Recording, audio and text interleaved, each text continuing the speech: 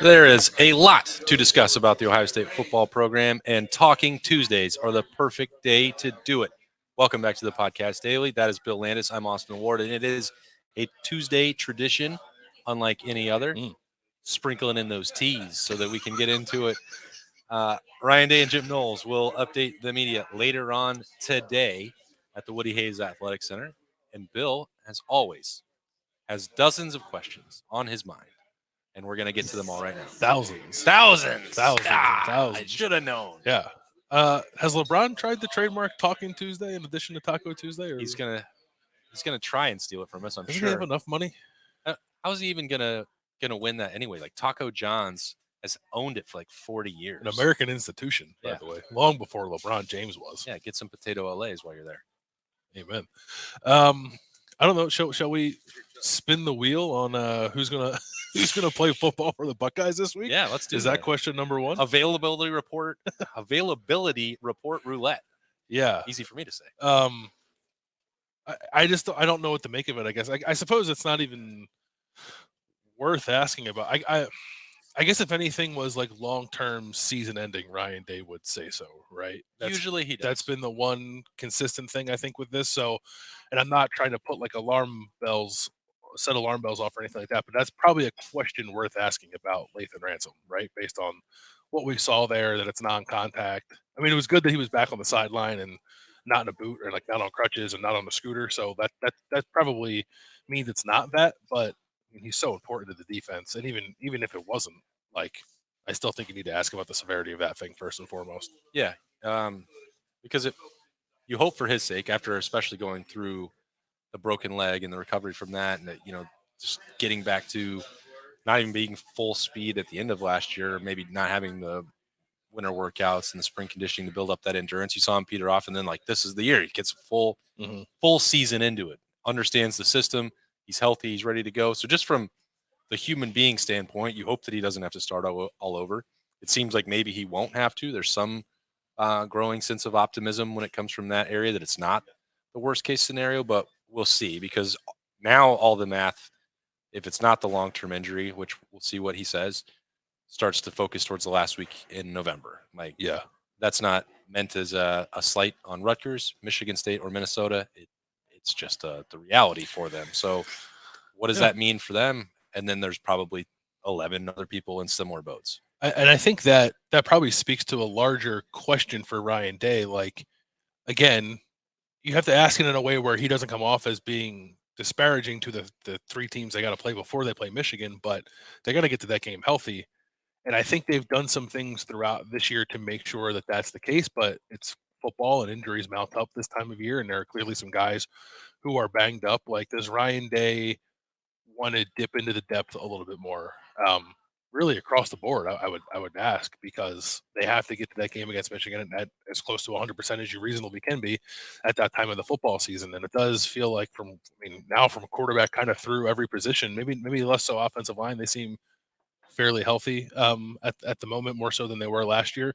But aside from that, like, there's guys that are banged up, or like guys that got hurt against Wisconsin, really every other position on the team. So like, how do you manage that moving forward? I know Byrne was talking about this when you guys are doing the Rooster show. Like, does it put a further emphasis on starting fast so that you can be up comfortably early and then play some guys who haven't played a whole lot yet, which is, like, I guess probably not a thing a coach is going to say out loud, but I'm sure it's in the back of his head. Yeah, just go handle business and get it done. Like, every week they're trying to do that. Yeah, I think that it's like, there's not some world out there where Ryan Day's like, you know what? Let's just play 4 quarters. Yeah, we don't need touchdowns in the first quarter. We want to make sure that the hour-by-hour viewership ratings remain high, so that the broadcast He's partners so considerate. are happy. Yeah, I don't think that's what's happening. And if they could figure out what would do it and like increase the urgency to get a faster start from Kyle McCord or the receivers going and rolling early, like, they would have already done that. Like, it's easier said than done in college football. Every week, the general talking point in college football has seemed to embrace this notion that there is no one dominant team, which is weird to me that hasn't also translated to the fact that you don't have to blow out everybody, because you should be thankful that you've won 8 straight times. And I'm not saying that everyone feels that way, but like, there should be a larger overlap in the Venn diagram. That's like no dominant team. All right, we'll win every game. That's all that matters. Like I wish that existed. I understand why it doesn't, because we're used to seeing Ohio State handle every single week uh, against opponents that you expect them to blow out, and like see them do it more frequently. But that's not the way this team is currently constructed, and they're also dealing with these injuries that we're talking about, which is making it more difficult. That'll be. This is not. This is a detour, I guess, of what we normally do here, but that'll be an interesting talking point. I think when the playoff rankings come out later on Tuesday night, is what do you value more, pure resume, which Ohio State's is better than everybody's, or like dominance, which I think some people would say that Ohio State has not been dominant, but if you actually look at, and I don't know what ESPN uses for this, but like their game control metric, Ohio State's like third in the country. It's like they're not scoring a lot of points, but they are still winning games comfortably. The exception, obviously, is the Notre Dame game, but even the Penn State game, they were up by 2 scores, should have won by 2 scores. Wisconsin, they won by 2 scores. Every other game has been, I think, 3 or more scores, right? And even the Notre Dame game control would have favored them for 44 Most of minutes. it, yeah, Like, yeah. anyway, No, but you're right. It's not. It's going to be a litmus test, I think, of how much we are enamored by the total points a team puts up, because Ohio State's not doing it at the rate that we're accustomed to, but they're still doing it. It's not like they're 100th in the country in scoring and somehow managing to still win games. Like, it's still a good offense. It's just not. they're not Iowa. It's not the greatest show on turf week after week, like we've I don't know, been blessed to watch for the last few years under Ryan Day. Yeah. All right. So that's not a question, because we No. know that there will never be a straight answer from the College Football Playoff Selection It Committee. sure won't be. And probably a good reason that we're not going to spend a lot of time on that, or maybe any, on the podcast daily for Wednesday.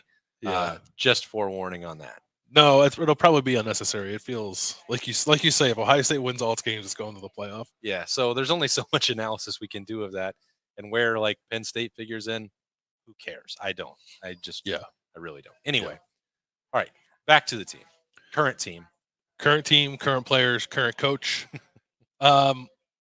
So it's less of an availability question with Kyle McCord and that ankle, because they're in a position where like he kind of has to play, right, with Devin Brown out. I guess we can try to get a read on that from Ryan Day, but I'm more interested in how that impacts Kyle, both like mechanically, probably even mentally a little bit too, just like knowing like, okay, on this play we're calling a shot, I gotta really drive this ball down the field, and it's going to hurt a lot when I do that. How do you get over that block as a quarterback? Does Kyle's, I would say, immobility at the moment, it just seems like he can't really move the way he wants to. How does that impact the way that Ryan Day wants to call some things? Or if it doesn't, like how do you work around that? Because like, it's the guy that kind of makes the whole offense go. You have to do what he's comfortable with. And second half of that game against Wisconsin, Kyle was efficient. Was 13 of 15 right after the second interception. He didn't look comfortable. So, one, how do you manage the pain tolerance? And two, does it change anything about how you want to go about doing your business, knowing that he's got what looks to be a fairly uncomfortable injury with his left foot or ankle? It's a good question, and Kyle did not talk after the game. There was some, television had some footage of him walking out and with that iced, and we saw him limping around pretty good, not just within the game, but after the game. Like the guy is, if you're debating between the hurt and injured thing, I mean, it's a real situation, and it got worse on that scramble in the third quarter. And I think maybe I asked him about it after the Maryland game, and it was like, he's fine. He wanted to brush it off and dismiss it, but the tape never came off. It's been on in every game. It's been on for every practice. Like, it's not 100% and hasn't been. And I think maybe we, neglected to pay enough attention to, again, people think that this is excuse making. If you're not at 100%, you're not going to play at 100%. Like, that's just the reality of the situation. And we have not talked about it to any like great length or asked him questions about it since then, but it didn't go away. And then you had, he runs for a first down. Somebody lands on that left foot, ankle, as he's going to the ground, and then it becomes much worse. There had never been a time in the previous 3 weeks where it looked like he was laboring to that extent. He told me during the week after Notre Dame, that was more like how he was feeling, and it was much worse, and he's made some progress with it. But that's more where I'm at now, is like, how serious was the re-aggravation? What's the level of pain here? Because it's clear he's not going to be at 100% on Saturday, no matter what. Yeah, and I don't want the conversation necessarily to come off as excuse making for Kyle, because he's got to do some stuff better, right? But it's an explanation. And Ryan Day's talked so much. Like I feel like every time we've asked Ryan, like, "Hey, what's up with Kyle? Like, how can he do this or that better?" He almost immediately like talks about the feet, like trusting the feet, getting your footwork right. And imagine that's quite hard when like one of them's kind of not working the way you want it to. Right. So I think there's like a mechanical conversation to have with Ryan Day, who's more qualified than anybody, I think, to talk about that. About like when it's his front foot, it's not his back foot, but if you can't put weight on it or you can't put as much weight on it, if you can't really drive off of the thing, like how much does that actually impact a quarterback's ability to throw? And might that explain some of the what I would say like early inaccuracies we've seen at times from Kyle McCord, and who does like seem to settle in and become like more and more accurate as the game wears on. Maybe that's just like getting more and more comfortable, or perhaps numb to the pain by that point. But it does. I don't know if that's the reason why he's been a little off in the beginning of games, but it would be, I think, a reasonable explanation if that were the case. Numbing on the ankle. Mhm. I wonder if there's a way to speed up that process. Yeah, it's a needle about this big. Yeah, okay. That's what I thought. Anyway, don't sign me up for that one. No, no, thank you. Football players are a different Pass. different level of toughness. I don't even want to see the baby needle for the flu shot. All right, so those are the big ones. Certainly Lathan Ransom, Kyle McCord, and the injury stuff. Yep. What football things are on your mind? Doug and I talked about this on the Monday Daily, and I wrote about it on Rivals on Sunday morning. And I'm wondering about the philosophical approach to like getting points from Ryan Day. And we saw him play it fairly aggressively on the first drive. Now they were probably on the fringe of what you would want to do field goal wise, distance wise, when they went for that first fourth down. But then the second time they got down there inside the 10 on 4th and 2, he kicked the field goal, which I can't recall him doing that many times throughout his tenure. Usually he's more aggressive than that. And I don't think it was the wrong call, because I think the way this offense is operating in the red zone right now, you can't waste scoring opportunities. And their defense is so good that maybe you worry less about the impact of taking the 3 as opposed to playing for 7 all the time. So like I've myself, like as I analyze football, or this team specifically, have sort of come around to that idea that that's I think okay for this particular team. I wonder if Ryan Day feels the same thing. Like was the decision to kick that field goal an admission of like we're okay playing it for 3 when it makes sense? Because I would imagine prior to this year, if you asked him that, he was like, "What are you talking about? You look like you're growing something out of your forehead." Like, yeah. No, I'm not. I'm playing for 7. What do you mean? Yeah, I think he kind of talked about that a little bit on Saturday night in the post game.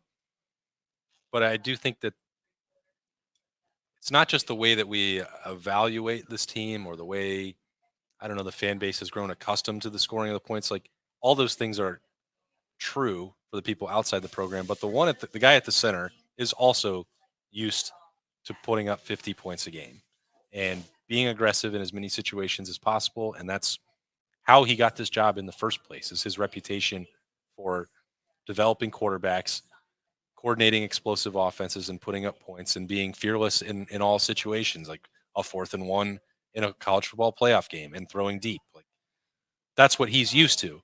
And maybe we've made too much of it with Jim Knowles, and like the introspection and him changing his, him looking in the dark room about what he did and changing some of his approach. Like, I don't think Ryan Day came into this year thinking, you know what, 24 points a game would be fine. It's a new quarterback. It's 3 new offensive linemen. Let's just milk it, and lean on a defense. And so he didn't feel that way in August. I don't think he came around on that even in September. Notre Dame was, that toughness mile marker, and Lou Holtz and all that, but they're still like, well, next week will be better, and this next week will be better. I think maybe Saturday was the first time it's like, all right, well, went for that first 4th down, didn't quite work out. Defense is still incredible. Maybe I can do this. I think that part has to be more difficult for Ryan Day to understand than any of us. Yeah, I'm sure it is. He said something too that I was listening to it. I didn't write it down. something like making sure they give Jaden Fielding a chance, right? Did he Yeah, say- did he say with that? the intentional groundings. Yeah, right. Okay. So that it's just interesting. Maybe it means nothing because the thing about Ohio State, like you said, they're not Iowa. Like clearly they're not Iowa. Iowa can't move the ball. Yeah. Ohio State moves it really well until it gets in the scoring areas and then like starts to unravel on them a little bit. So it's like you're right there, and I would understand the urge to like no, we're gonna push through this. We're not gonna be the team that settles for three. We're 20 yards away. We got Marvin Harrison. We're gonna go score a touchdown. And they really then they should have they had the touchdown goal of Trey's hands. Um, I think people feel very differently about this if that ball is caught because one, that interception doesn't happen, and two, they cover, which is probably a bigger deal than sometimes we realize when people get upset about the way the games end. So it's a philosophical question that perhaps Ryan Day is not all that interested in getting into in November, but I do think they're maybe not so much at a crossroads, but like they are at a point where I think they need to kind of decide what they want to be and how they want to go about business. And I think that like accepting that eh, is a big part of like getting to the last week of the regular season that you win however you want. Like if it's 24-10 in Ann Arbor, they're going to be doing backflips. Yeah. Like that, it's not that They they could be have 10-9. yeah, it's not that they have to put up, 63 points again on them or 62 or win by 40. Like that doesn't matter. And I think inside the Woody, that's probably not as difficult of a mindset for them to embrace. Like they want to go undefeated and they want to win the Big Ten and they want to win a national championship. And if that's the formula for doing it, so be it. Like it would be cool if a team went out there and won every game 100-0. It Like sure would. that'd be an awesome season to cover and be a part of and be around. But that's not how football's played. It's not how it has to be played. They've passed every test. They beat Notre Dame. They beat Penn State. They won on the road and won a game at Wisconsin that people thought could be tricky for them. There's one more left. It's Michigan.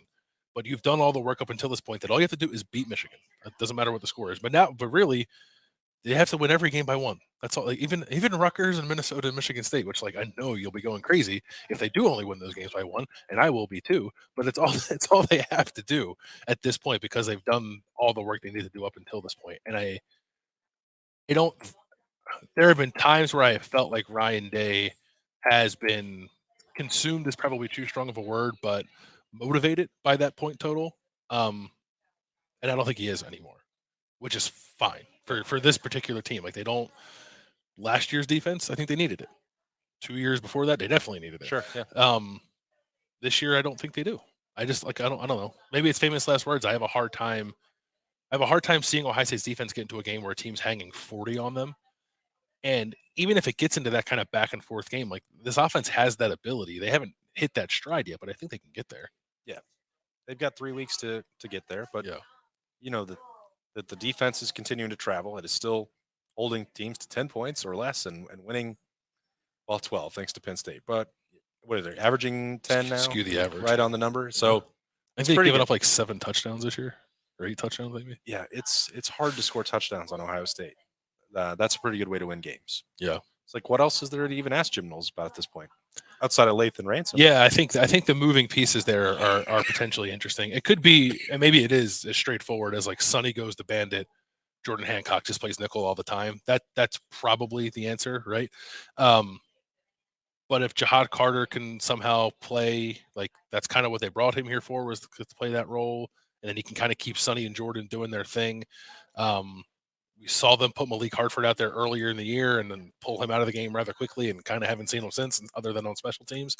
So maybe he's not an option. So they do have a little bit of depth at safety, but it's not. I'm not trying to diminish the impact of losing a player like Lathan Ransom. But if you think about where they could sustain some stuff, it's probably in the secondary, right? We felt that way with corner when Denzel Burke went out because Jeremy Matthews, it turns out, was ready.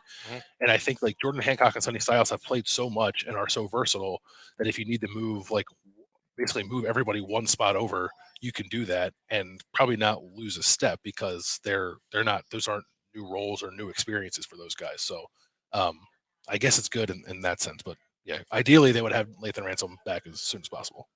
It sets up an interesting dynamic because you had asked, I don't know, going back to maybe even August, like can you get Jordan Hancock and Sonny Styles involved at the same time what does that look like? Because it seems like they both understand how to play two different positions.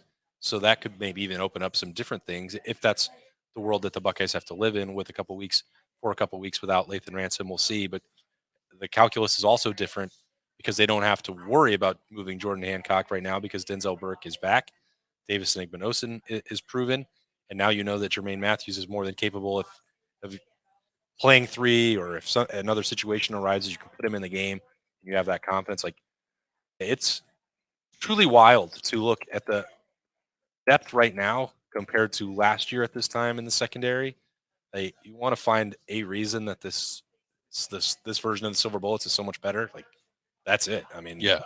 they've turned it around. There's not like it took basically one guy being hurt last year for you to, I think, probably lose all faith in their ability to do much of anything on the back end of the defense, and Yeah. that's just not the case right now. And it's because a lot of guys played last year, and basically all came back, but also because like Sonny Styles has emerged as a reliable player. Jordan Hancock has emerged as a guy who, like, I think they really can't take off the field anymore. He's played so well, so it's talented, it's sound, and it's deep, which I did not realize maybe coming into the season like that would be a feature of this defense either.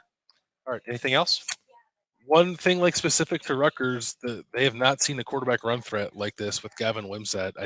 I think he leads the Big Ten in quarterback rushing yards. Maybe he's second, but he can move. It's like all Rutgers does is run the ball. They're not much of a threat to pass it, but these kind of quarterbacks are tricky because of like the numbers equation that we always talk about. They haven't really had to prepare for it so far this year. I don't know running quarterback Ohio State's played. It's probably Talia or maybe Hudson Card. They wound up facing a triple option in week one, and they adjusted to that Yeah, pretty quickly. yeah. That's true. Maybe that's good experience. Maybe that's. I didn't think of that. Maybe that's worth asking Jim Knowles about how that experience might help them this week, because there is something similar about this Rutgers attack. Like Rutgers tried to do that stuff last year, but just didn't have any athletes at quarterback to do it. Now they have one, and they have a really good running back too, and Kyle Monungai. So it's a sneaky kind of good test, I think, for Ohio State's defense to see something they haven't seen yet so far this year. All right. Well, we're going to get hopefully as many of those answers as we can from Jim Knowles and Ryan Day later on in the Woody Hayes Athletic Center on a Talking Tuesday. We appreciate you starting it right here with us on the podcast daily. A lot more coverage, snap judgments, Kings of Columbus, Kings of the North, Buckeye Q, everything coming this week to get ready for the matchup at noon on Saturday, Ohio State at Rutgers. Thanks again for joining us. He's Bill Landis. I'm Austin Ward. We'll talk to y'all later.